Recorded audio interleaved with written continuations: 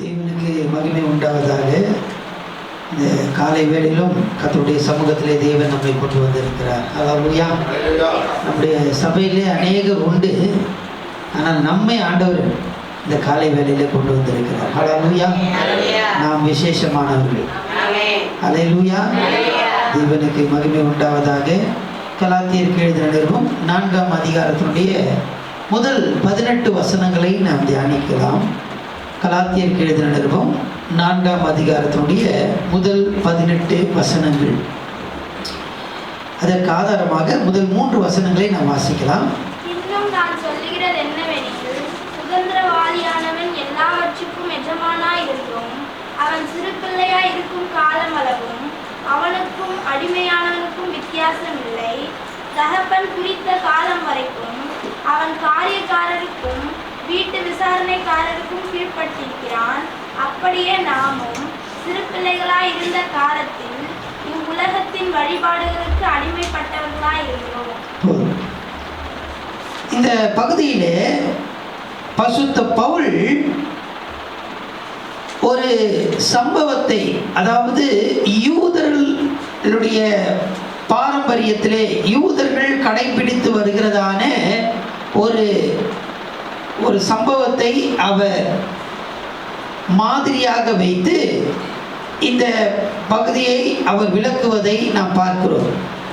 யூதர்களுக்கு அநேக முக்கியமான நிகழ்வுகள் உண்டு. அதில் ஒரு காரியம் பார் மிஸ்பா என்று அழைக்கப்படுவதான காரியம். பார் மிஸ்பா என்று அழைப்பார்கள். இந்த பார் மிஸ்பா என்றால் என்னவென்றால்,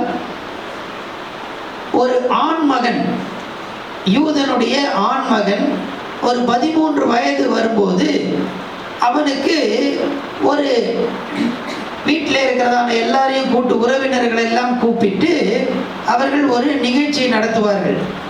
அதில் முக்கியமான காரியம் என்னவென்றால், அவனுடைய உடுப்பை மாற்றுவார்கள். அவனுக்கு போட்டிருந்ததான அந்த ட்ரெஸ் எல்லாம் கழட்டிட்டு புதுசாக ஒரு ட்ரெஸ் என்ன பண்ணுவாங்க, போடுவாங்க. அப்படி போட்டு அந்த எல்லாரும் வந்திருக்கிறதான எல்லார் முன்னாலேயும் அவர் என்ன பண்ணுவாங்க, நிறுத்துவாங்க. அப்படி நிறுத்தும் போது அன்றையிலிருந்து அவர் எப்படிப்பட்டவராய் மாறுகிறார் என்றால், ஒரு குடும்பத்தில் இருக்கிறதான முக்கியமான ஒரு நபராக அவர் மாறுகிறார். அல்லது குடும்பத்திலே சில முக்கியமான பொறுப்புகளை எடுத்து செய்கிறதான ஒரு நபராக அவர் மாறுகிறார். இது யூதர்களுடைய வழக்கத்திலே, யூதர்களுடைய அந்த அவருடைய பாரம்பரியத்திலே நடக்கிறதான ஒரு நிகழ்வாய் காணப்படுகிறது.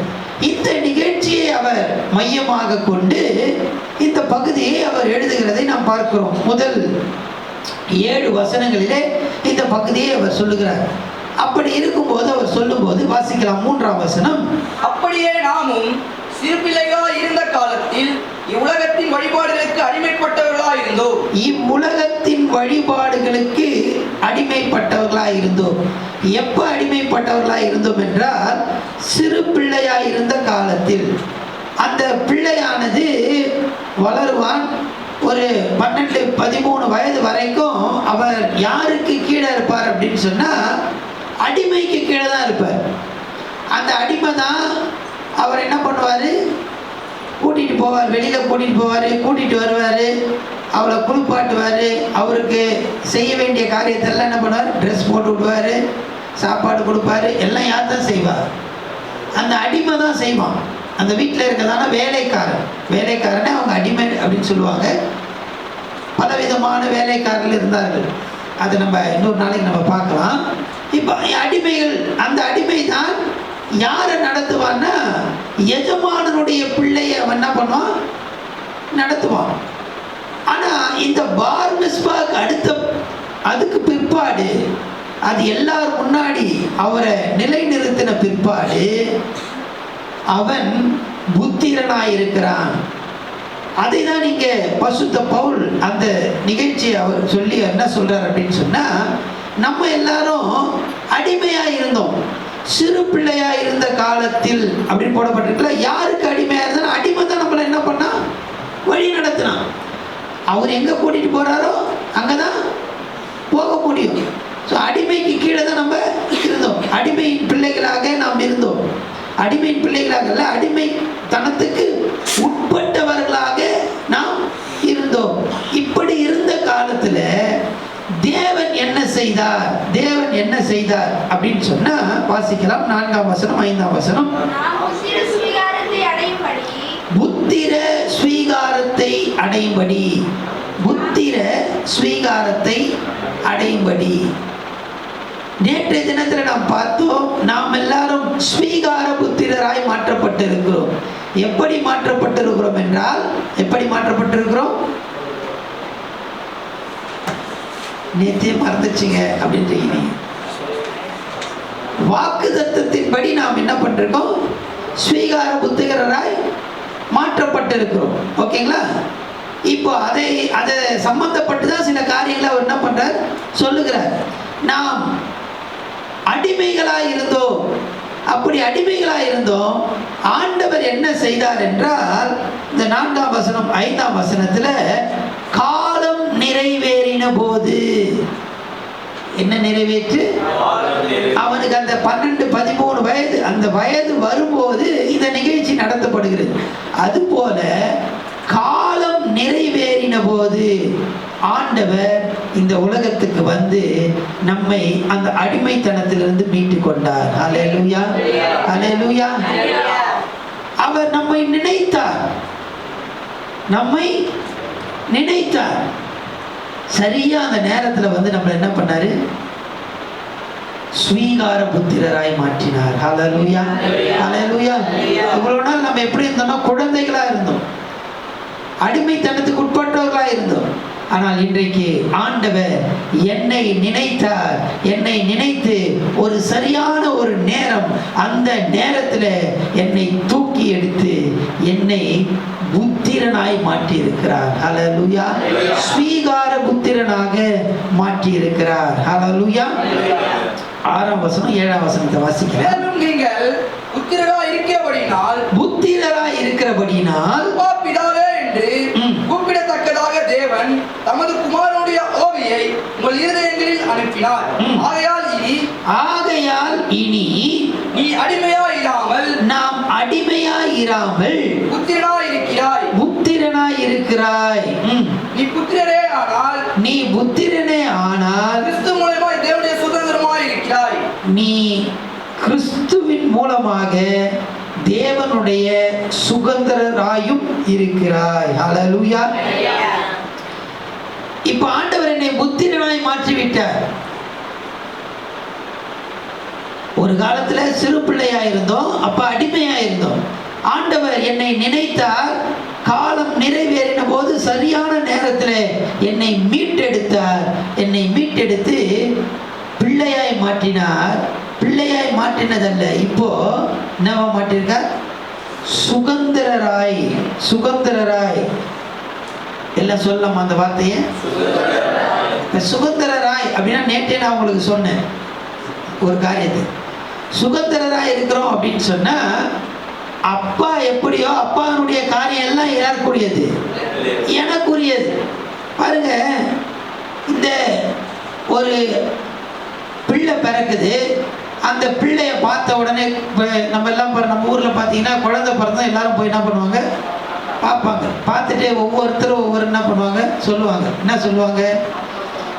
அவங்க மூக்கு எப்படி இருக்குது? அப்பா மாதிரி இருக்குது, சித்தப்பா மாதிரியே பிறந்திருக்கிறான் அப்படின்வாங்க சில பேர். வந்து அது குடும்பத்தில் பிரச்சனையை உண்டாக்கிடும். கவனிங்க, அவன் காது எப்படி இருக்குது, அவன் கண்ணு எப்படி இருக்குது அப்படின்னு சொல்லி என்ன பண்ணுவாங்க? நிறைய பேர் ஒவ்வொன்றும் சொல்லுவாங்க. இப்போ கவனிக்க வேண்டியது என்னன்னா, ஒரு குழந்தை எப்படின்னு சொன்னா அந்த தகப்பன் எப்படியோ அதே போலதான். ஹல்லேலூயா, ஹல்லேலூயா. அதாவது நம்ம ஊர்ல ஒரு பழமொழி சொல்லுவாங்க, தாயை போல பிள்ளை, நூலை போல. ஆனால் அது வந்து சரியானது கிடையாது. ஆங்கிலத்தில் தான் அது கரெக்டாக இருக்கும். அது லைக் ஃபாதர் லைக் சன் அப்படின்வாங்க. தகப்பன் எப்படியோ அது போலதான் யாரு? பிள்ளை. இப்போ நம்ம ஊர்லலாம் சொல்லுவாங்க நிறைய காரியம்லாம், தலைச்சம் பிள்ளை தாய் மாதிரி இருப்பாங்க அப்படின்னு சொல்லி இதெல்லாம் வந்து நிறைய காரியம் சொல்றாங்க. ஆனால் உண்மை என்னன்னு சொன்னா, தகப்பனுடைய குணாதிசயம் அவனுக்குள்ள என்ன பண்ணுது? இப்ப ஆண்டவர் என்னை புத்திரனாய் மாற்றி இருக்கிறார். நான் எப்படிப்பட்டவனா இருக்கிறேன்னா எங்க அப்பா எப்படியோ அது மாதிரி நான் இருக்கிறேன். அல்லேலூயா, அல்லேலூயா. குமாரனுக்கு தகப்பனுடைய குணாதிசயம் உண்டு. ஆனா அடிமைக்கு என்ன கிடையாது? அந்த அடிமை எப்படி அதே குணாதிசயம்? அவன் எஜமானன் இருக்கிறான், எஜமானுக்கு ஒரு அடிமை இருக்கிறான். அந்த அடிமைக்கு எஜமானுடைய குணாதிசயம் இருக்குமா? இருக்காது. ஆனா யார் இருக்கும்னு சொன்னா தகப்பனுக்கு, தகப்பனுடைய குணாதிசயம் தான் குமாரனுக்கு உண்டு. ஹல்லேலூயா. நான் சுதந்திரனாய் இருக்கிறேன். ஹல்லேலூயா, ஹல்லேலூயா. ஆண்டவர், நான் அடிமையா இருந்தேன், சரியான நேரத்தில் என்னை நினைத்து காலம் நினைவேன் போது என்னை குமாரனாய் மாற்றினார், என்னை சுதந்திரனாய் மாற்றி இருக்கிறார். இப்ப எனக்கு என்ன இருக்குன்னு சொன்னா அவருடைய குணாதிசயம் எனக்கு இருக்கிறது. ஹல்லேலூயா. அடுத்தபடியாக குமாரனுக்கு என்ன இருக்குன்னா தகப்பன் இருக்கிறார். ஆனா அடிமைக்கு யார் இருக்கிறார்? எஜமானன் தான் இருக்கிறார். எஜமானன் வேற, தகப்பன் வேற. எனக்கு தகப்பன் இருக்கிறார், எஜமானன் இல்லை. ஹல்லேலூயா. என்னுடைய காரியத்தை எல்லாத்தையும் ஆண்டவர்கிட்ட நான் சொல்லலாங்க. அவருடைய காரியம் எல்லாம் எனக்கு உரியது. ஹல்லேலூயா, ஹல்லேலூயா. அதான் மத்தேயு 6ஆம் அதிகாரத்தினுடைய 5ஆம் அதிகாரத்தினுடைய கடைசி வசனத்துல நம்ம பார்த்தோம் அப்படின்னு சொன்னா, உங்கள் பிதா பூரண சற்குணராய் இருக்கிறது போல. வாசிங்களா அந்த வசனத்தை வாசிங்களேன். உங்கள் பிதா, உங்க அப்பா பூரண சற்குணராய் இருக்கிறது போல நீங்களும். நான் எப்படி இருக்க முடியும் அப்படின்னு சொன்னா பூரண சற்குணரா இருக்க முடியும். ஏன் அப்படின்னா எனக்கு ஒரு அப்பா இருக்கிறாரு, அந்த அப்பா பூரண சற்குணர். ஹல்லேலூயா. ஆனா அடிமையானவனுக்கு எஜமான் இருக்கிறார், அந்த எஜமான் பூரண சற்குணர் கிடையாது. அவனும் எஜமான் போலி வாழ முடியாது. எனக்கு ஒரு தகப்பன் இருக்கிறார். ஹல்லேலூயா. நான் சுதந்திரனாய் இருக்கிறேன். அடுத்தபடியாக பார்த்தோம் அப்படின்னு சொன்னா குமாரன் கீழ்ப்படிவான். குமாரனுக்கு வேலை இருக்கும். அந்த வேலையை எஜமான் சொல்லுவார், தகப்பன் சொல்லுவார். ரெண்டு பேரும் எஜமான் சொல்றத அடிமையானவன் செய்வான், தகப்பன் சொல்றத குமாரன் செய்வான். இப்படி செய்யும் போது ரெண்டு பேருக்கும் வித்தியாசம் இருக்கு. குமாரன் எப்படி செய்வான்னா அன்பினால செய்வான். ஆனா எஜமானன் சொல்லுகிறத அடிமையானவன் எப்படி செய்வான்னு சொன்னா கடமையா என்ன பண்ணுவான், பயத்தினால என்ன பண்ணுவான். என் எஜமான் என்ன பண்ணுவார், என்ன திட்டுவார், என் எஜமான் எனக்கு தண்டனை கொடுப்பார், என் எஜமான் எனக்கு சம்பளத்தை நிறுத்திடுவார். அடிமைக்கு சம்பளம் கிடையாது சொல்றேன் உங்களுக்கு. அப்படி பயந்து பயந்து பயந்து அவன் என்ன பண்ணுவான், செய்வான். ஆனா குமாரன் எப்படி வேலை செய்வான்னு சொன்னா அன்பினால வேலை செய்வான். அல்லேலூயா, அல்லேலூயா. ஆண்டவர் என்னை சுதந்திரனாய் மாற்றி இருக்கிறார். அல்லேலூயா. என்னை பிள்ளையாய் மாற்றி இருக்கிறார். ஸ்வீகார புத்திரனாய் என்னை மாற்றி இருக்கிறார். அல்லேலூயா. எனக்கு தகப்பனுடைய குணாதிசயம் உண்டு, எனக்கு ஒரு தகப்பன் உண்டு. நான் அந்த தகப்பனுக்கு அன்பின் நிமித்தமாக கீழ்ப்படுகிறேன். ஹல்லேலூயா. அடுத்தபடியாக குமாரனுக்கு ஒரு எதிர்காலம் உண்டு. வாசிக்கலாம். 2 கொரிந்தியர் 12ஆம் அதிகாரம் 14ஆம் வசனம். 2 கொரிந்தியர் 12:14. இதோ உங்களிடத்திற்கு 3ஆம் தரம் வர ஆயத்தமாயிருக்கிறேன். நான் உங்களை வருத்தப்படுத்துவதில்லை. நான் உங்களுடையதை அல்ல, உங்களையே தேடுகிறேன். பெற்றோருக்கு பிள்ளைகள் அல்ல, பெற்றோருக்கு பிள்ளைகள் அல்ல, பிள்ளைகளுக்கு பெற்றார்களே பொக்கிஷங்களை சேர்த்து வைக்க வேண்டும். பிள்ளைகளுக்கு பெற்றோர்களே பொக்கிஷங்களை சேர்த்து வைக்க வேண்டும். இப்போ நான் பிறந்திருக்கிறேன்னு சொன்னா நான் எங்கள் அப்பா அம்மாவுக்கு சேர்த்து வைக்க வேண்டிய அவசியம் இல்லை. எனக்கு யார் சேர்த்து வைப்பா? எங்கள் அப்பா அம்மா என்ன பண்ணுவாங்க, சேர்த்து வைப்பாங்க.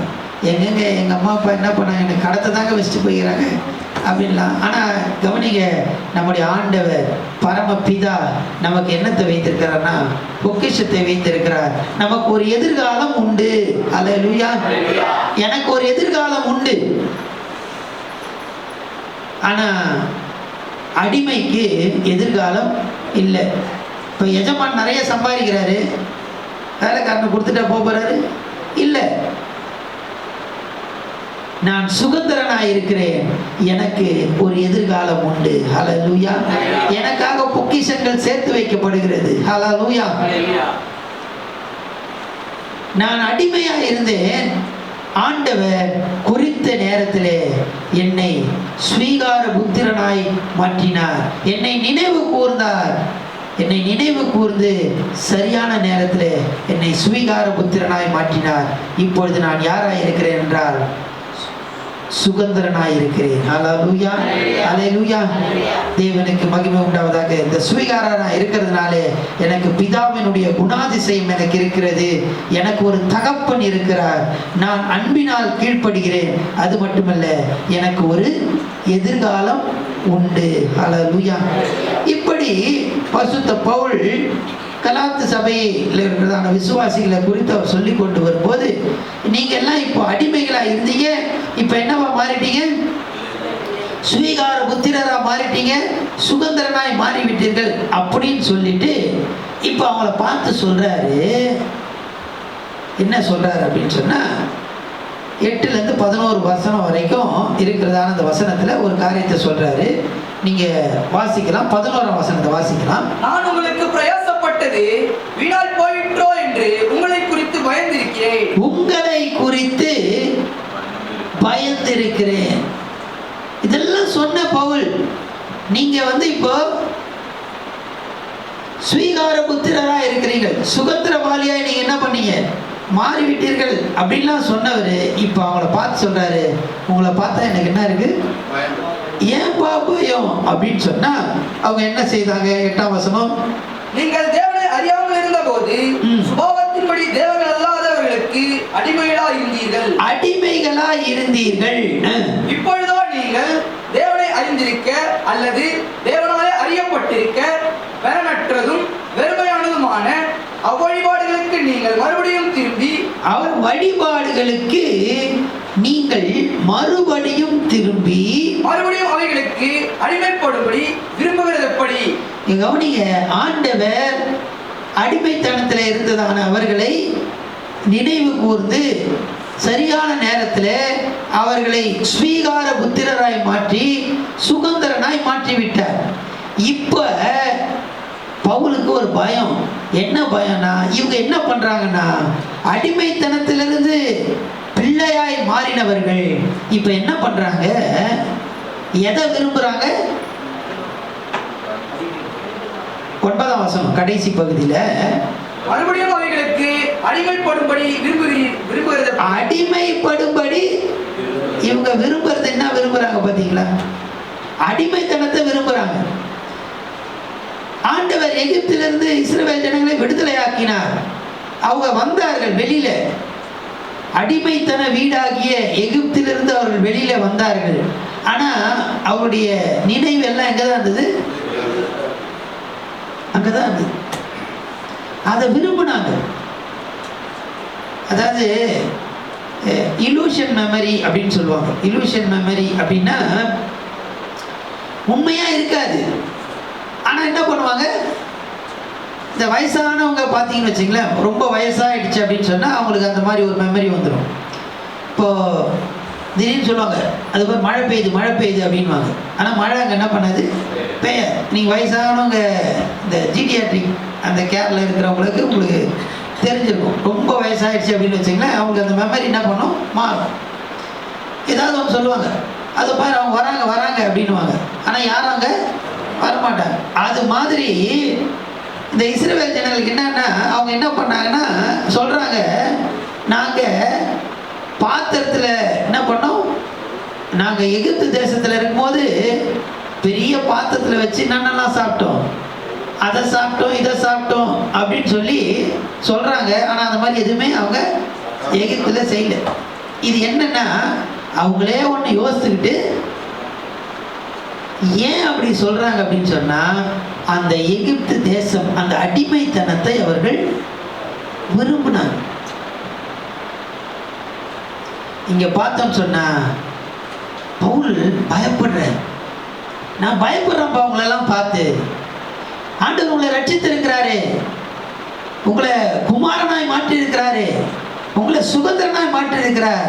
ஆனா இப்ப நீங்க என்ன பண்றீங்கன்னா அது எல்லாத்தையும் விட்டுட்டு திரும்பவுமாக நீங்க அடிமைத்தனத்துக்கு போகணும்னு நினைக்கிறீங்க. அது மட்டும் இல்ல, அந்த அடிமைத்தனத்தை என்ன பண்றீங்க, விரும்புறீங்க. சில நேரத்தில் சொல்லலாம், நான் அடிமைத்தனத்துக்குலாம் போல, பழைய மாதிரிலாம் இல்லை, நான் சர்ச்சைக்கு தான் வரேன். நீங்க சர்ச்சைக்கு தான் வரீங்க, ஆனா எதை விரும்புறீங்க? பழைய வாழ்க்கையை. இதை குறித்து பவுல் என்ன பண்றாருன்னா, நான் பயப்படுகிறேன் என்று அவர் சொல்லுகிறார். அடுத்தது இன்னொரு காரியம், 12ஆம் வசனத்திலிருந்து இந்த 18ஆம் வசனம் வரைக்கும் வாசித்தோம் அப்படின்னு சொன்னா இன்னொரு காரியத்தை பவுல் சொல்லுகிறார். வாசிக்கலாம், 15ஆம் வசனத்தை வாசிக்கலாம். அப்பொழுது நீங்கள் கொண்டிருந்த ஆனந்த பாக்கியம் எங்கே? அப்பொழுது நீங்கள் கொண்டிருந்த ஆனந்த பாக்கியம் எங்கே? உங்கள் கண்களை பிடுங்கி எனக்கு கொடுக்க கூடுமானால் அப்படியும் செய்திருப்பீர்கள் என்று உங்களுக்கு சாட்சியா இருக்கிறேன். இப்போ பவுல் சொல்லுகிறார், நான் சாட்சியா இருக்கிறேன் அப்படின்னு சொல்றார். முதல்ல என்ன சொல்றார், பயந்து இருக்கிறேன்னு சொன்னாரு. உங்களை குறித்து எனக்கு ஒரு பெரிய பயம் இருக்குப்பா. அடுத்தது சொல்றாரு, உங்களை குறித்து எனக்கு ஒரு சாட்சி இருக்குது. அது என்ன சாட்சி அப்படின்னு சொன்னா, நீங்க மிக சந்தோஷமா இருந்தீங்க. எதுல சந்தோஷமா இருந்தீங்கன்னா, ஆண்டவருக்காக வேலை செய்யறதுல, ஆண்டவருக்காக கிரியை செய்கிறதுல நீங்க ரொம்ப ஆனந்த மகிழ்ச்சியா இருந்தீங்க. எப்படி மகிழ்ச்சியா இருந்தீங்கன்னா, உங்க கண்ணை பிடிங்கி கொடுக்கணும்னா கூட என்ன பண்ணலாம், கொடுத்துடலாம். இந்த கலாத்தியா நாட்டுக்கு அவர் வரும்போது பார்த்தீங்கன்னா, ஒரு மலை தேசத்தின் வழியாக அவர் வருவார். இது வேதத்தில் இல்லை, சரித்திரத்திலே காணப்படுகிறது. அந்த வழியாக வரும்போது அவருக்கு ஒரு மலேரியா வந்திருக்கலாம் அப்படின்னு சொல்கிறாங்க. அப்படி இல்லாத பட்சத்தில் ஏதோ கண்ணில் அவருக்கு பிரச்சனை வந்திருக்கலாம் அப்படின்னு சொல்லி சொல்கிறாங்க. அப்படி இருக்கும்போது அந்த கலாத்தியா நாட்டில் அப்போ தான் அதை தாண்டி அந்த பக்கம் வரார். கலாத்தியா நாட்டு அங்கே இருக்கிறதான அந்த ஜனங்க அவங்கள பவுலை பார்த்துட்டு அந்த கண்ணையை என்ன பண்ணுறாங்கன்னா, உங்கள் கண்ணு பிரச்சனை இருக்குது, எங்கள் கண்ணையை நாங்கள் என்ன பண்ணுறோம், பிடுங்கி தரோம் அப்படின்னு சொல்லி என்ன பண்ணுறாங்கன்னா ரொம்ப சந்தோஷமாக அதை செய்கிறாங்க. இதுக்கு நான் என்னவா இருக்கிறேன், சாட்சியாக இருக்கிறேன். இப்போ என்ன ஆயிட்டீங்க நீங்கள் அப்படின்னு சொன்னால், இதெல்லாம் நீங்கள் செய்தீங்க. வாசிக்கலாம், 17ஆம் வசனம் 18ஆம் வசனம். அவர்களை உங்களை நாடி வைராக்கியம் பாராட்டுகிறார்கள். ஆகிலும் நல் மனதோடு அப்படி செய்யாமல் நீங்கள் அவர்களை நாடி வைராக்கியம் பாராட்டும் பொருட்டு உன்னை புறம்பாக்க விரும்புகிறார்கள். உங்களை புறம்பாக்க விரும்புகிறார்கள்.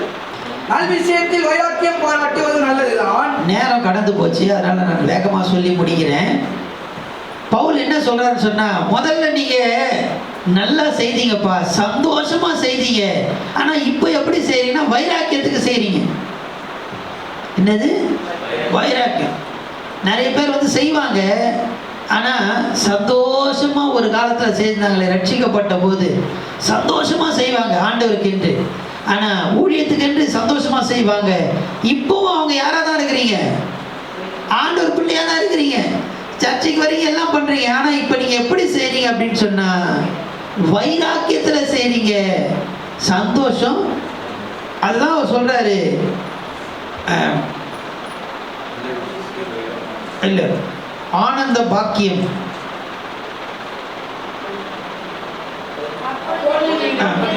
அது அந்த வசனம் எத்தனை வசனம்?